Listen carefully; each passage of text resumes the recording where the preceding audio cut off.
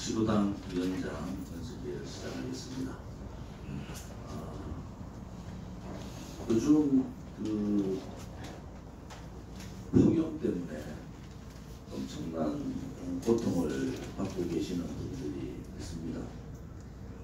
특히 코로나 때문에 아직도 병상에 계시는 분들이나 코로나로 인해서 어려운 자영업자분들, 소상공인분들, 또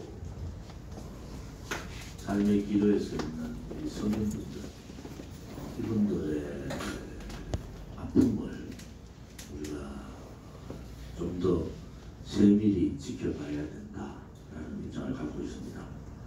윤석열 정부가 5월 10일 날 취임을 하고 지금 2달이 조금 되지 않았습니다.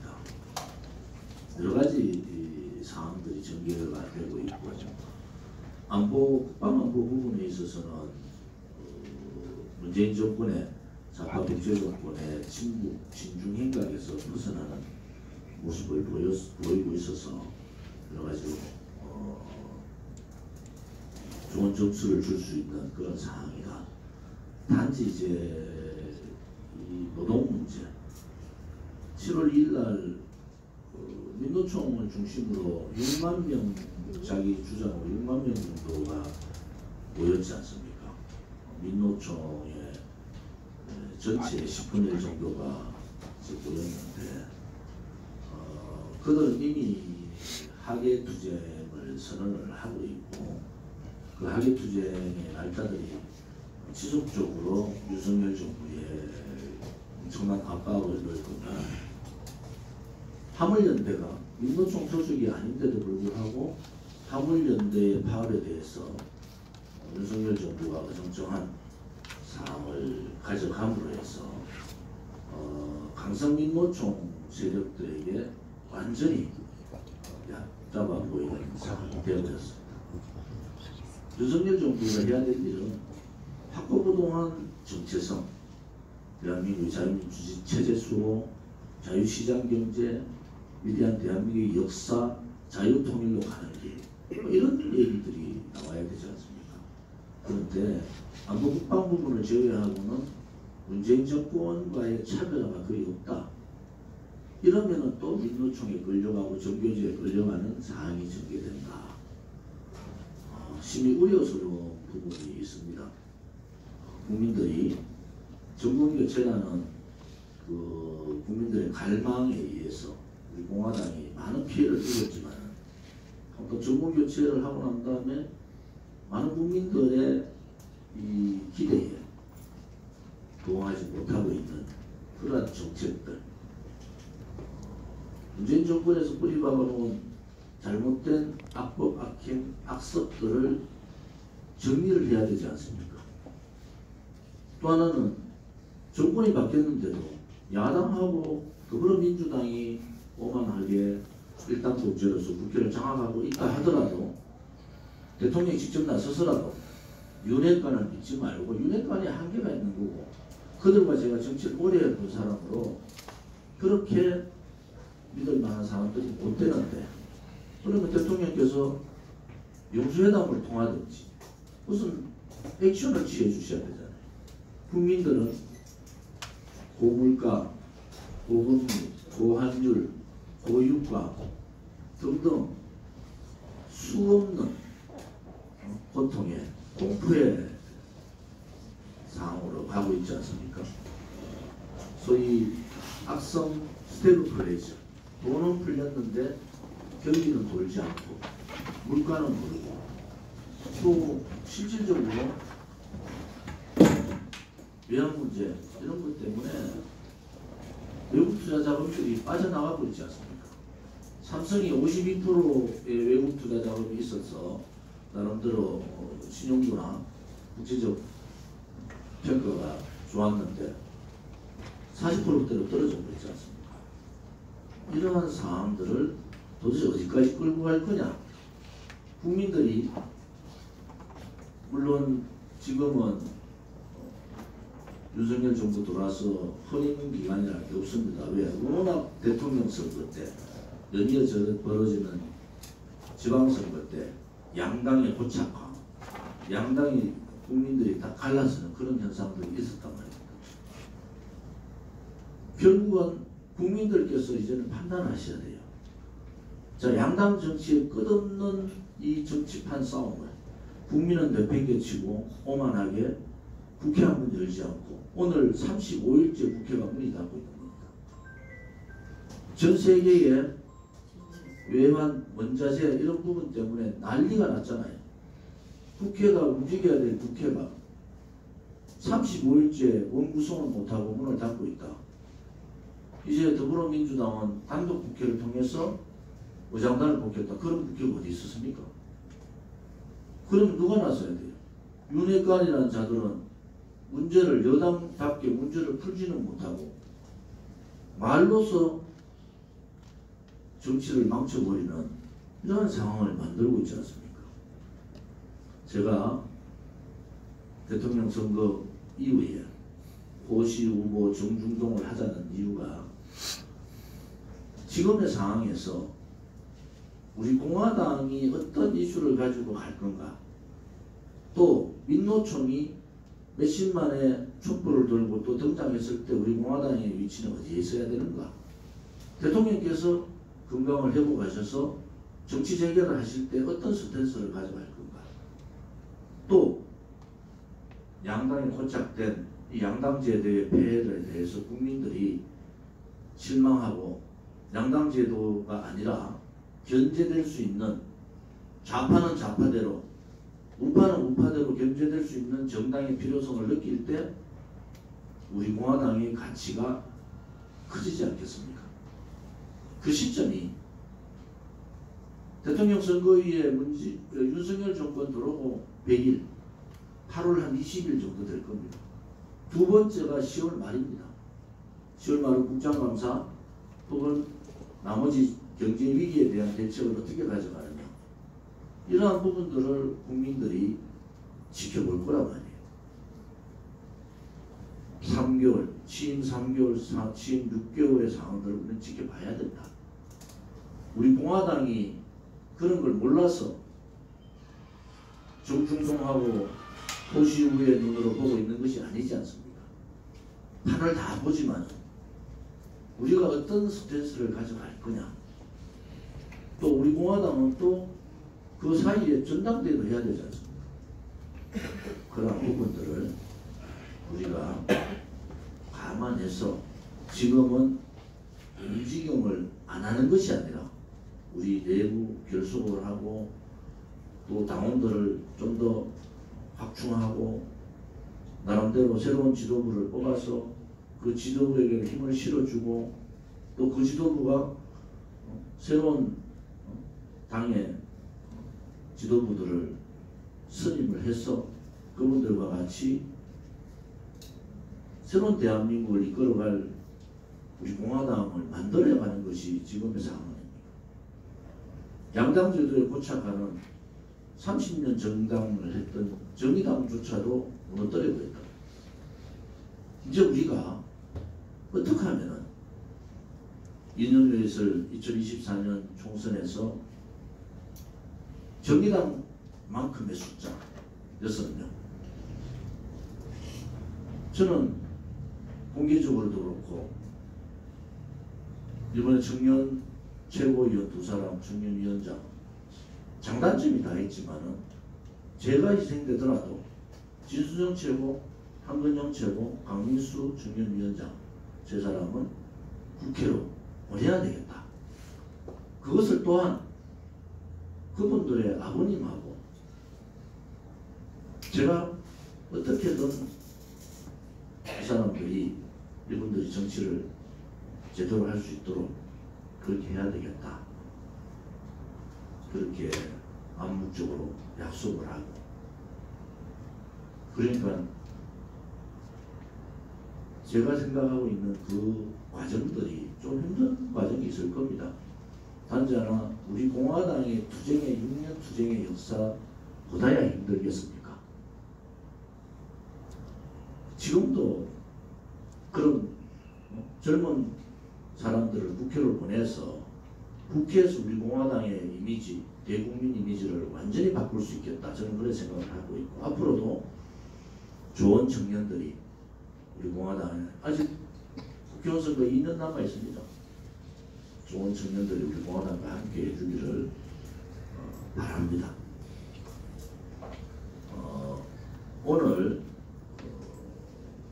차기 지도부를 뽑을 전국 대의원대회 일정을 지난 토요일 최고위원회를 통해서 전국 대의원대회 일정을 잡았고 이미 공지가 나갔습니다만 제가 좀 말씀을 드리겠습니다.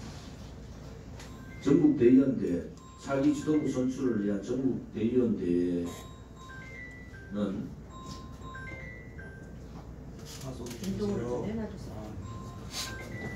22년 8월 27일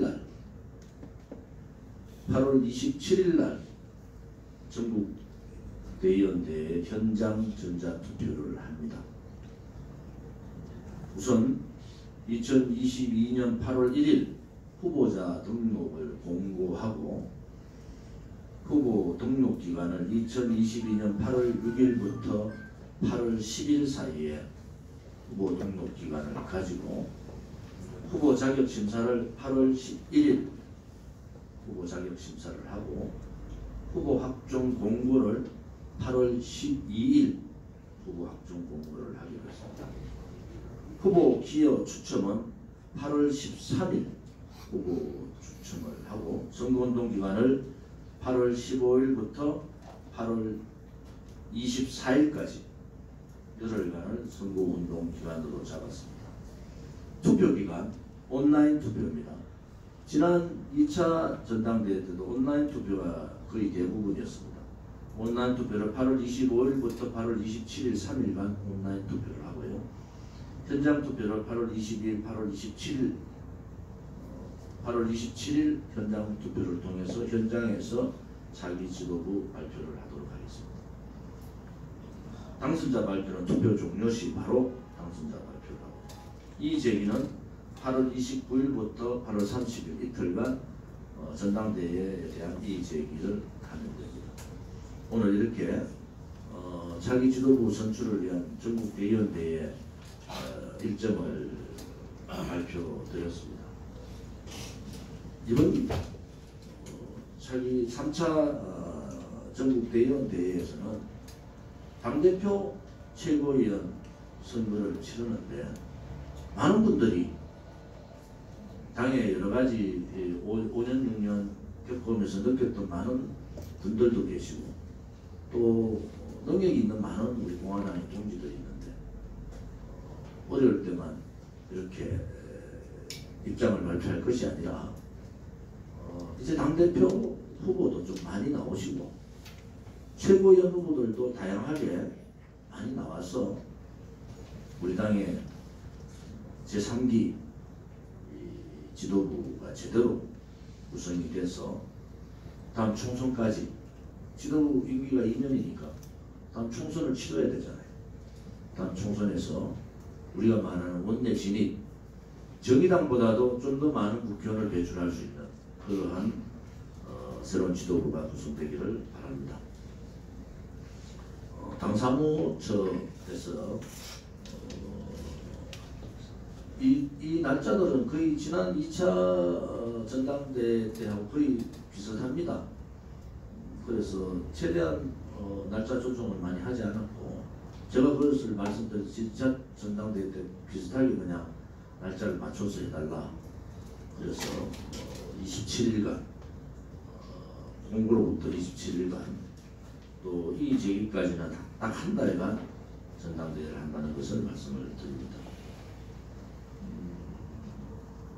조만간에 전당대회 준비위원회와 전당대회 후보 자격심사위원회 구성을 하겠습니다. 많은 분들이 참여를 해서 전당대회 준비위와 전당대회 후보 자격심사의 공정성과 형평성을 이룰 수 있기를 바랍니다. 또 하나는 현 지도부 임기 문제에 대해서 선관위에 질의를 했고 선관위의 답은 선관위가 관여할 수 없는 정당 고유의 입장이고 정당의 의결기구 그래서 결정하면은 거기에 따라서 하면 된다. 그래서 그 지도부 임기 규정에 대한 것들은 선관위 서류 입장을 공식적으로 우리한테 보냈지만은 좀 더 당원들의 이해를 돕기 위해서 임기 기간을 현 지도부 임기 기간을 다음 전당대회 지도부가 구성되는 시점까지로 하고 현 지도부 중에서 출마하는 사람이 있으면 그 후보 확정 공고 그러니까 그 후보 확정 공고가 저거죠. 그 선거인단 확정 공고 그런 거죠. 선거인단 확정 공고까지 임기가 됩니다. 선거인단 확정 공고가 되면은 현 최고위원께서 최고위원을 출마하게 되면은 최고위원을 사퇴하고 해야 되는 그런 규정인 거죠. 그 규정이 우리 당헌 당규에 나와 있습니다. 정당은요. 정당의 독립성이라는 것은 정당의 당헌 당규에 따라서 하면은 선관위나 정당법에 위촉되지 않는다는 것을 분명히 말씀을 드리겠습니다. 당비 규정에 대해서 토요일 최고위원회에서 심의를 했고요. 우리 당의 책임당원 투표를 할 수 있는 권한은 선거 명단이 확정되는 시점부터 3개월 이전까지 책임당원 입당이 돼야 되고 3개월 연속 책임당원 당비가 연속적으로 나가는 분들에 대해서 투표 권리를 드립니다. 그것은 뭐 1차나 2차나 똑같은 상황을 적용한 거고요. 단지 하나 이제 그러면 뭐 2,000원씩 석 달 계속 뭐 1년, 2년, 3년, 4년, 5년, 6년 내는 책임당원도 대단히 중요하지만은 특별당비를 한 목에 돈을 낸 분이 있어요. 500만 원을 냈다든지 100만 원을 냈다든지 뭐 50만 원을 냈다든지 50만 원을 두 번, 세 번 나눠서 냈다든지 그래서 누적 100만 원 이상 되는 분들, 특별당비를 낸 분들에 한해서는 책임당원의 권리를 부여한다. 그렇자 물론 그 조항도 3개월 조항에 적용이 되는 겁니다. 그래서 그런 부분들을 정리하는데 시간이 많이 걸립니다. 그거 정리하는데. 그래서 지금 그 정리 작업을 하고 있어서 제가 원래 최고위원회에서 토요일 최고위원회에서 7월 말 전당대회 얘기를 했고요. 7월 말 전당대회를 하는 것이 좋겠다고 얘기했는데 시기적으로 이 구제조항이 이번에 만든 것이 아니고 그 전에 만들어진 조항이기 때문에 이 조항을 적용을 하기 위해서 자료 정리를 해야 됩니다. 한 분이라도 책임당원에서 권리를 행사하는 분들이 좀 더 많이 권리를 행사할 수 있도록 그런 조항을 준수하기 위해서 불가피하게 8월 27일 전당대회를 하게 됐다는 것도 함께 말씀드리겠습니다. 저는 7월 마지막 주 토요일 전당대회를 요청을 했고 실무자들의 답변을 듣고 8월 27일 전당대회를 했다는 것도 함께 말씀을 드리겠습니다.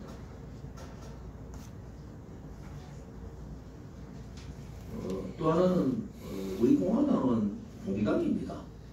공당이라서 이렇게 각 선관위에 들어가면요 정당 등의 회계보고 내역이라고 해서 우리 창당 때부터 분기마다 회계보고를 하고 있습니다. 한 푼도 대외적으로 불법적이나 혹은 독단적으로 돈을 쓸 수가 없다는 것도 말씀을 드리고요. 거기에 이 회계보고에 들어가면은 우리 공화당이 재정 집행을 한 게 여기 다 나옵니다. 그래서 이 궁금하신 분들 회계보고 들어가시면은 우리 공화당이 어떻게 돈을 썼느냐 이런 부분들은 참고로 하셔도 될 거고요. 회계사를 통해서 검수를 하고 뭐 시도당도 마찬가지입니다. 회계사를 통해서 검수를 하고 또 중앙선관위에 분기별 회계보고를 하고 중앙선관위에서 법이 위반된다든지 혹은 일탈된 그런 재정집행이 있으면 바로 시정보험 고발 조치됩니다. 이것이 공단이라는 것, 공단의 돈은 통장에 들어온 돈을 함부로 쓸 수 없다는 것이 분명한 입장이라는 것도 함께 말씀을 드리겠습니다. 우리 시도당 위원장님들 뭐 말씀 먼저 좀 듣겠습니다.